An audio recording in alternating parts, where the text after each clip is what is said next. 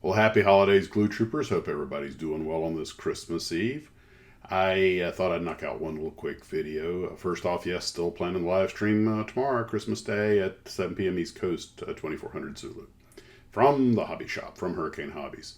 So these pictures were sent to me by a Glue Trooper of his personal stash. The man definitely loves his B-36s. And I thought this was just awesome.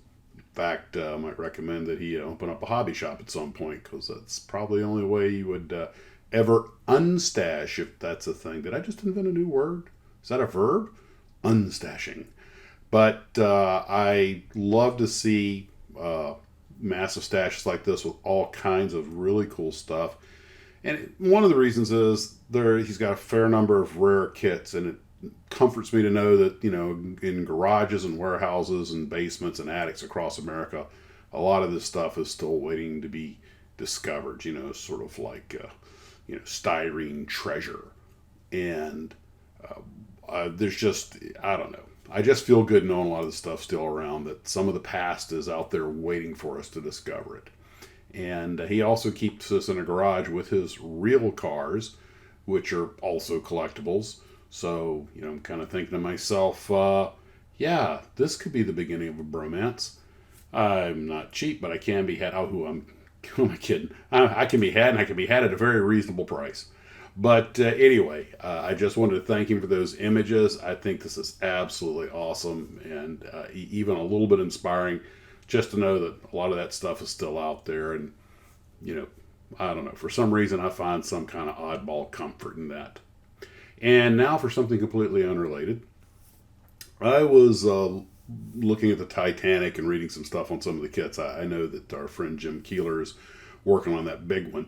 And it got me curious about the kits, and I started realizing, oh my gosh, a great number of these Titanic kits are the same kit. When no shock there, it's that original G-Mark kit that came out in 1975. Now, the first Titanic kit I could find was the Revell kit, came out about 1970, but it was a 1 to 570 scale.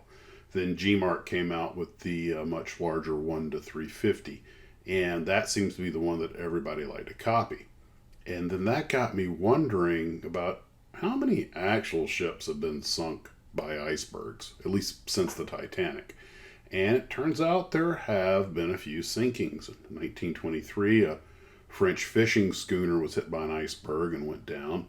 And the people actually got off. I think it was a crew of, I believe, 19, although I think two of them perished because it took them a long time, like 2 or 3 weeks to get found. So a couple of them probably died of hypothermia in the meantime. Then a combination ocean liner freighter went down in 59, and it was unfortunately a loss of all hands and passengers. 95 people aboard, they were all lost. And according to the cutter that went out to try and rescue them, the captain said it was the worst weather he'd ever seen in the North Atlantic, including his years doing escort duty during World War II. In the North Atlantic, it can get pretty wicked. So nobody really knows what happened. They never found the ship, and they never found any of the survivors. Or any of the people who were on the ship. There were no survivors, and that was a real tragedy. In 1977, the William Carson hit an iceberg and started sinking. Fortunately, they were able to evacuate everyone safely. There was no loss of life, but the ship did founder. Then there was a cargo ship in 91 that went down, the Finn Polaris. I believe it was a Finnish ship. The crew was all saved. And then in 2007, near the Antarctic, the MV Explorer went down. I didn't realize we'd lost one quite so recently. But everyone was rescued. It was a very orderly evacuation. And there are no models of any of these ships that I can find. I was thinking, if you're going to do the Titanic, why not do some of the other ships that went down due to icebergs? In the case of the Finn Polaris, they said that a 15-foot wave hit the side of the ship and actually basically threw an iceberg into them. And when it hit them, the ship started going down pretty quick. That's unusual. You think of the ship as steaming into the iceberg, not as you don't really think of it as the ocean throwing the iceberg at a ship. But there you go. And so there's the 5 ships that have been lost to icebergs since the Titanic went down, and quite a few before it. So they're still a hazard. The only other quote unquote iceberg related ship I could find was the searcher ship that found the Titanic. You know, it itself has never hit an iceberg, but it did find the Titanic, so that's about as closely related as I could get. Anyway, just thought that was kind of off the wall topic for discussion. You know, ships that have been sunk by icebergs, and I did not realize we'd lost one as recently as 2007. So there you have it.